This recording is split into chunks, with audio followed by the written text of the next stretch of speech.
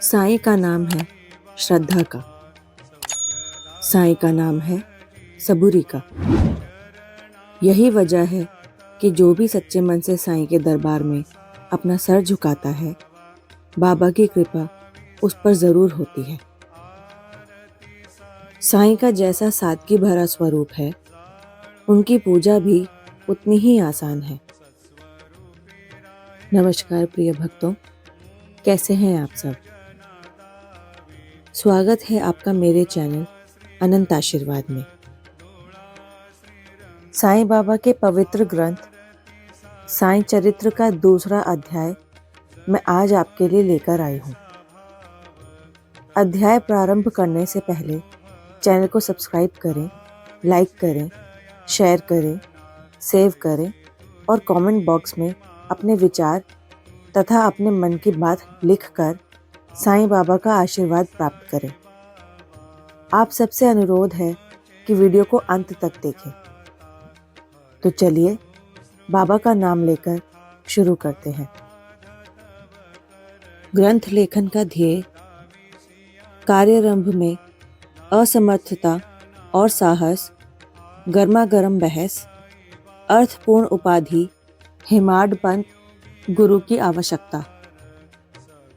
गत अध्याय में ग्रंथकार ने अपने मौलिक ग्रंथ श्री साईं चरित्र में उन कारणों पर प्रकाश डाला था जिनके द्वारा उन्हें ग्रंथ रचना के कार्य को आरंभ करने की प्रेरणा मिली। अब वे ग्रंथ पठन के योग्य अधिकारियों तथा अन्य विषयों का इस अध्याय में विवेचन करते हैं। ग्रंथ लेखन का हेतु। किस प्रकार विषुचिका के रोग के प्रकोप को आटा पिसवाकर तथा उसको ग्राम के बाहर फेंकवाकर रोका तथा उसका उन्मूलन किया। बाबा की इस लीला का प्रथम अध्याय में वर्णन किया जा चुका है। मैंने और भी लीलाएं सुनी जिससे मेरे हृदय को अति आनंद हुआ और यही आनंद का स्रोत काव्य रूप में प्रकट हुआ। मैंने यह भी सोचा कि इन महान आश्चर्यजनक लीलाओं का वर्णन बाबा के भक्तों के लिए मनोरंजक एवं शिक्षाप्रद सिद्ध होगा तथा उनके पाप समूल नष्ट हो जाएंगे। इसलिए मैंने बाबा की पवित्र जीवन गाथा और उनके मधुर उपदेशों का लेखन प्रारंभ किया। श्री साईं की जीवनी ना तो उलझनपूर्ण है और ना संकीर्ण ही, वरन सत्य और आध्यात्मिक मार्ग का वास्तविक दिग्दर्शन कराती है। कार्य आरंभ करने में असमर्थता और साहस। श्री हेमाड पंथ को यह विचार आया कि मैं इस कार्य के लिए उपयुक्त पात्र नहीं हूँ। मैं तो अपने परम मित्र की जीवनी से भी भली भांति परिचित नहीं हूँ और ना ही अपनी प्रकृति से। तब फिर मुझ सरीखा मूढ़मती भला एक महान संत पुरुष की जीवनी लिखने का दुस्साहस कैसे कर सकता है? अवतारों की प्रकृति के वर्णन में वेद भी अपनी असमर्थता प्रकट करते हैं। किसी संत का चरित्र समझने के लिए स्वयं को पहले संत होना नितांत आवश्यक है। फिर मैं तो उनका गुणगान करने के सर्वार्थ योग्य ही हूँ। संत की जीवनी लिखने में एक महान साहस की आवश्यकता है और कहीं ऐसा ना हो कि चार लोगों के समक्ष हास्य का पात्र बनना पड़े। इसलिए श्री साईं बाबा की कृपा प्राप्त करने के लिए मैं ईश्वर से प्रार्थना करने लगा। महाराष्ट्र के संत श्रेष्ठ श्री ज्ञानेश्वर महाराज का कथन है कि संत चरित्र के रचयिता से परमात्मा अति प्रसन्न होता है। तुलसीदास ने भी कहा है कि साधु चरित शुभ सरिस कपासु, निरस विशद गुणमय फल जासु, जो सही दुख पर छिद्र दुरावा, वंदनीय जेहि जग जस पावा। भक्तों को भी संतों की सेवा करने की इच्छा बनी रहती है। संतों की कार्य पूर्ण करा लेने की प्रणाली भी विचित्र ही है। यथार्थ प्रेरणा तो संत ही किया करते हैं। भक्त तो निमित्त मात्र या कहिए कि कार्य पूर्ति के लिए एक यंत्र मात्र है। उदाहरणार्थ शक संख्या 1700 में कवि महीपति को संत चरित्र लेखन की प्रेरणा हुई।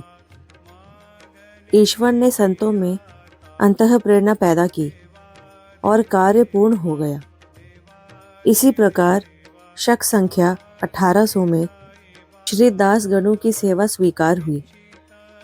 महीपति ने 4 काव्य रचे, भक्ति विजय, संत विजय, भक्त लीलामृत और संत लीलामृत, और दास गणु ने केवल 2, भक्ति लीलामृत और संत कथामृत, जिसमें आधुनिक संतों के चरित्रों का वर्णन है।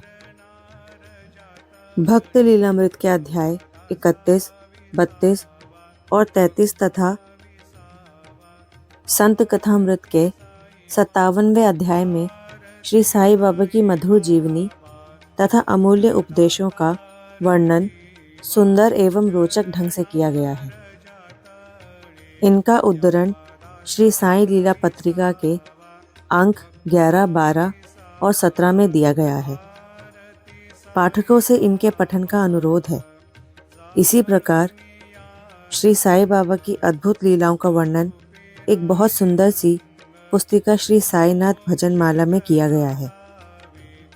इसकी रचना बांद्रा की श्रीमती सावित्रीबाई रघुनाथ तेंदुलकर ने की है। श्री दास गणु महाराज ने भी श्री साईं बाबा पर कई मधुर कविताओं की रचना की है। एक और भक्त अमीरदास भवानी मेहता ने भी बाबा की कुछ कथाओं का गुजराती में प्रकाशित किया है। साईं प्रभा नामक पत्रिका में भी कुछ लीलाएं शिरडी के दक्षिणा भिक्षा संस्थान द्वारा प्रकाशित की गई है।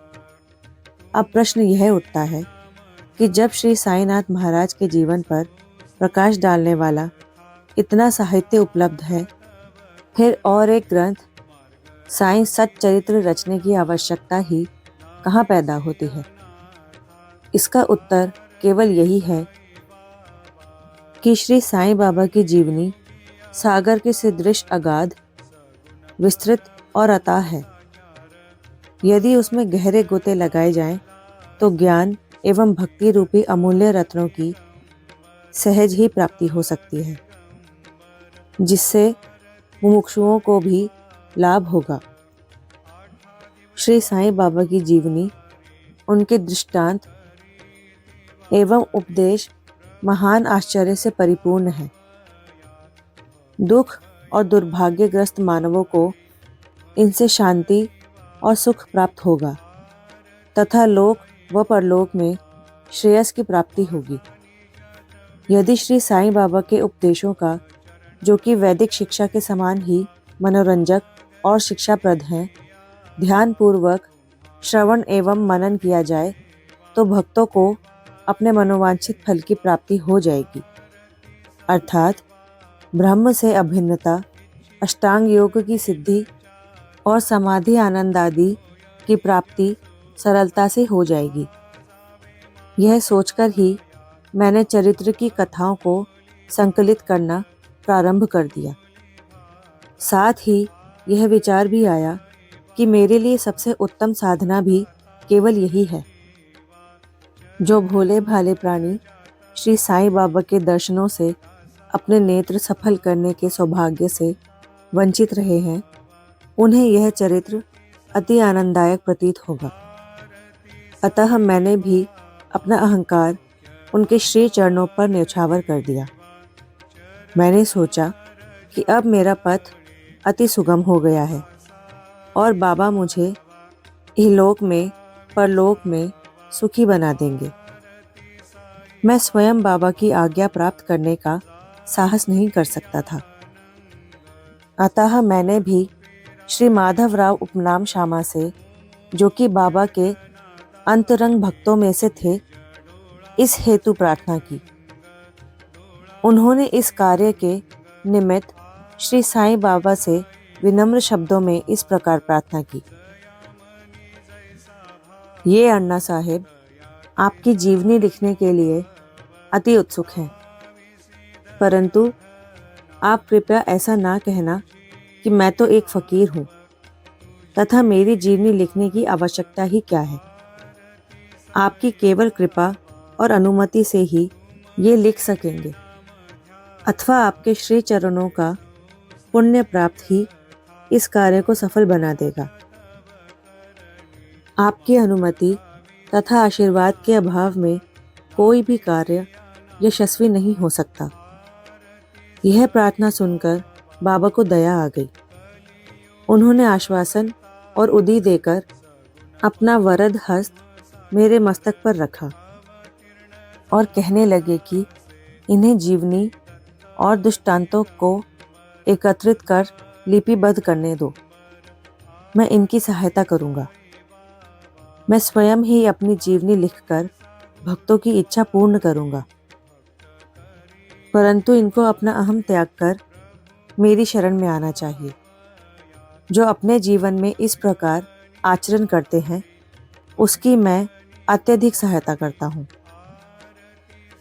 मेरी जीवन कथाओं की बात तो सहज है। मैं तो इन्हें घर बैठे अनेक प्रकार से सहायता पहुँचाता हूँ। जब इनका अहम पूर्णतः नष्ट हो जाएगा और खोजने पर लेश मात्र भी ना मिलेगा, तब मैं इनके अनंतकरण में प्रकट होकर स्वयं ही अपनी जीवनी लिखूंगा। मेरे चरित्र और उपदेशों के श्रवण मात्र से ही भक्तों के हृदय में श्रद्धा जागृत होकर सरलता पूर्वक आत्मानुभूति एवं परमानंद की प्राप्ति हो जाएगी। ग्रंथ में अपने मत का प्रतिपादन और दूसरों का खंडन तथा अन्य किसी विषय के पक्ष या विपक्ष में व्यर्थ के वाद विवाद की कुचेष्टा नहीं होनी चाहिए। अर्थपूर्ण उपाधि हेमाड पंत। वाद विवाद शब्द से हमको स्मरण हो आया कि मैंने पाठकों को वचन दिया है कि हेमाड पंत उपाधि किस प्रकार प्राप्त हुई, इसका वर्णन करूंगा। अब मैं इसका वर्णन करता हूँ। श्री काका साहेब दीक्षित व नाना साहेब चंदोरकर मेरे अति घनिष्ठ मित्रों में से थे। उन्होंने मुझसे शिरडी जाकर श्री साईं बाबा के दर्शनों का लाभ उठाने का अनुरोध किया। मैंने उन्हें वचन दिया, परंतु कुछ बाधा आ जाने के कारण मेरी शिरडी यात्रा स्थगित हो गई। मेरे एक घनिष्ठ मित्र का पुत्र लोनावला में रोगग्रस्त हो गया था। उन्होंने सभी स्वभाव अधिभौतिक और आध्यात्मिक उपचार किए, परंतु सभी प्रयत्न निष्फल हुए और ज्वर किसी भी प्रकार कम न हुआ।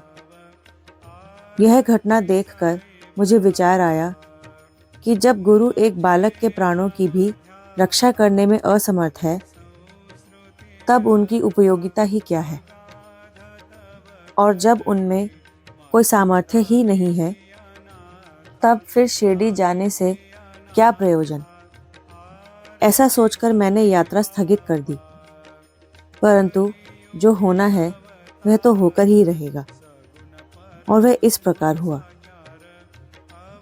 प्रांतांत अधिकारी नाना साहेब चंदोरकर बसई के दौरे पर जा रहे थे।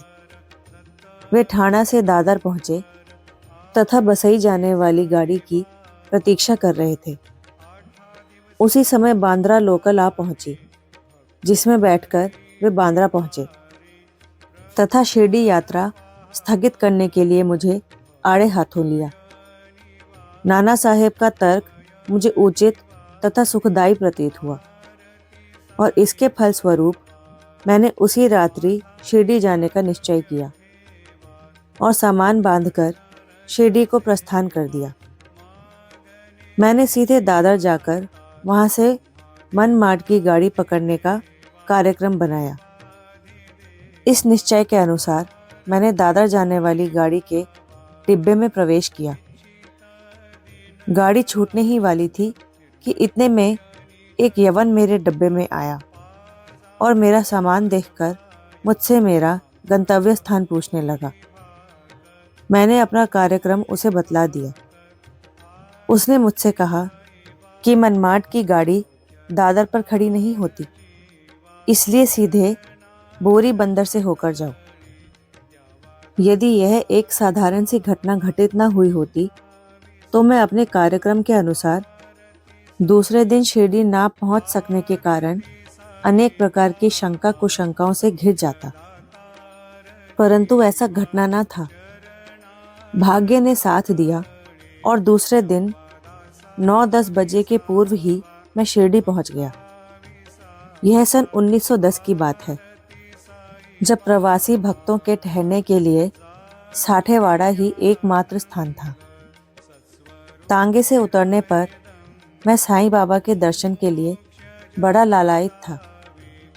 उसी समय भक्त प्रवर श्री तात्या साहेब नूलकर मस्जिद से लौटे ही थे। उन्होंने बतलाया कि इस समय श्री साईं बाबा मस्जिद के मोड़ पर ही हैं। अभी केवल उनका प्रारंभिक दर्शन ही कर लो और फिर स्नान आदि से निवृत्त होने के पश्चात सुविधा से भेंट करने जाना। यह सुनते ही मैं दौड़ कर गया और बाबा की चरण वंदना की। मेरी प्रसन्नता का पारावार ना रहा। मुझे क्या नहीं मिल गया था। मेरा शरीर उल्लसित सा हो गया। क्षुधा और तृषा की सुधि जाती रही। जिस क्षण से उनके भव विनाशक चरणों का स्पर्श प्राप्त हुआ, मेरे जीवन में एक नूतन आनंद प्रवाह बहने लगा। मैं उनका स्मरण कर उन्हें मानसिक प्रणाम किया करता हूँ। जैसा कि मेरे अनुभव में आया कि साईं के दर्शन में ही यह विशेषता है कि विचार परिवर्तन सांसारिक भोगों से वैराग्य बढ़ता जाता है। केवल गत जन्मों के अनेक शुभ संस्कार एकत्रित होने पर ही ऐसा दर्शन प्राप्त होना सुलभ हो सकता है।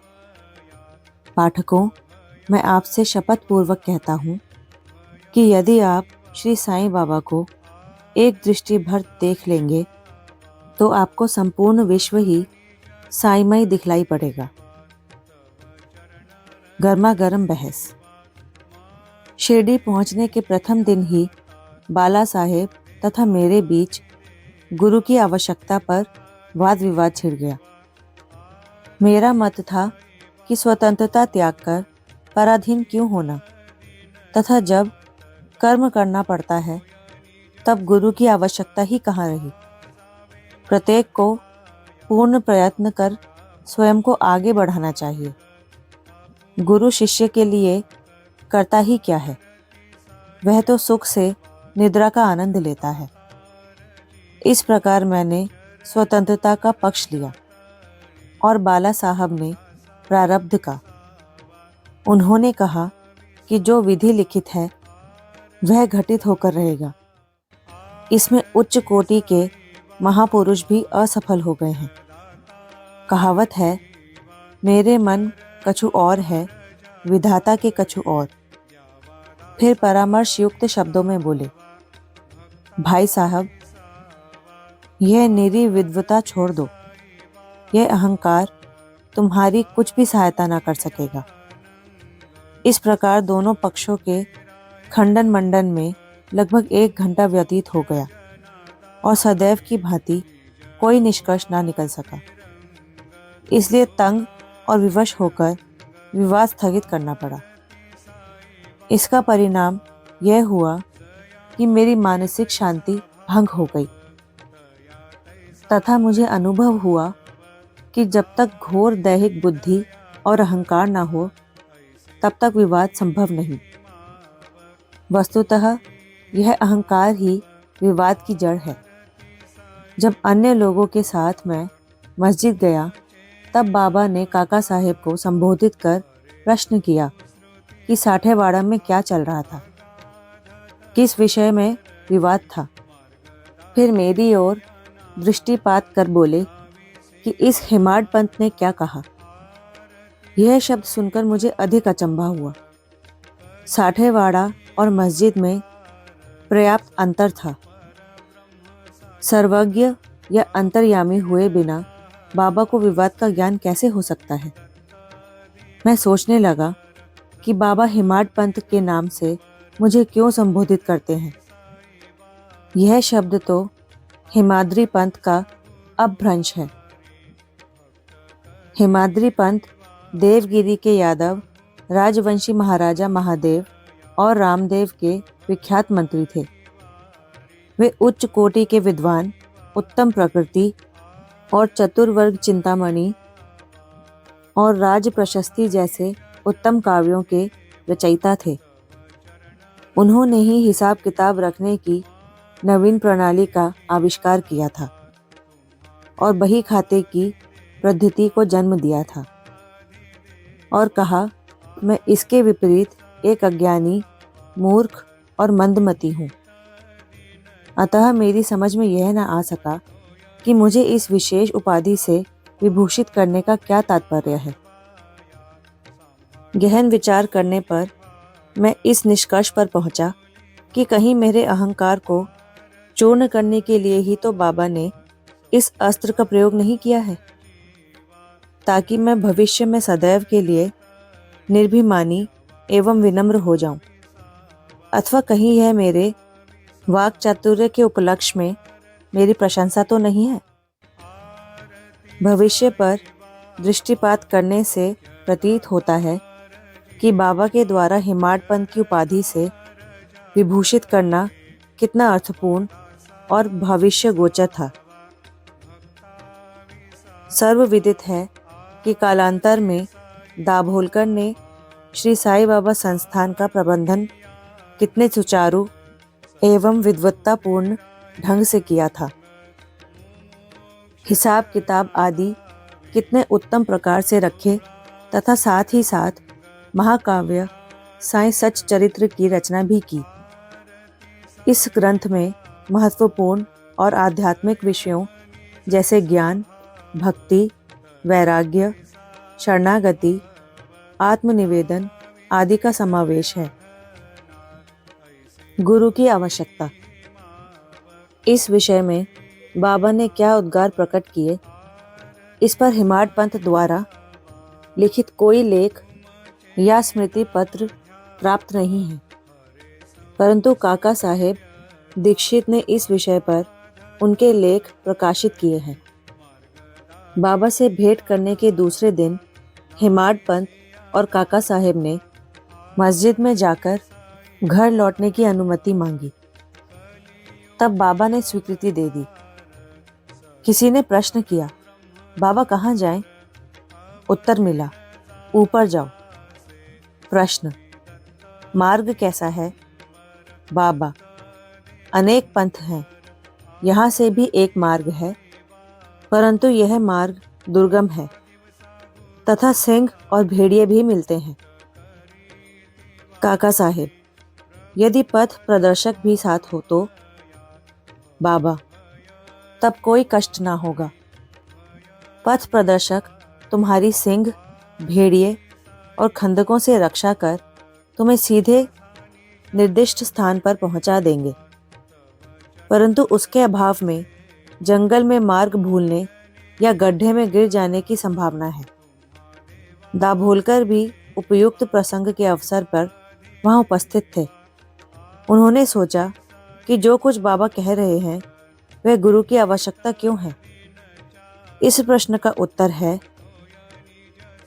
साईं लीला भाग 1 संख्या 5 व पृष्ठ 47 के अनुसार उन्होंने सदा के लिए मन में यह गांठ बांध ली कि अब इस विषय पर वाद विवाद नहीं करेंगे कि स्वतंत्र या परतंत्र व्यक्ति आध्यात्मिक विषयों के लिए कैसा सिद्ध होगा।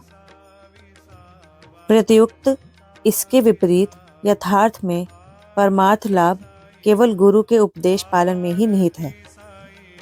इन उपदेशों का वर्णन मूल काव्य ग्रंथ के इसी अध्याय में किया गया है, जिसमें लिखा है कि राम और कृष्ण महान अवतारी होते हुए भी आत्मानुभूति के लिए राम को अपने गुरु वशिष्ठ और कृष्ण को अपने गुरु संदीपनी के शरण में जाना पड़ा था।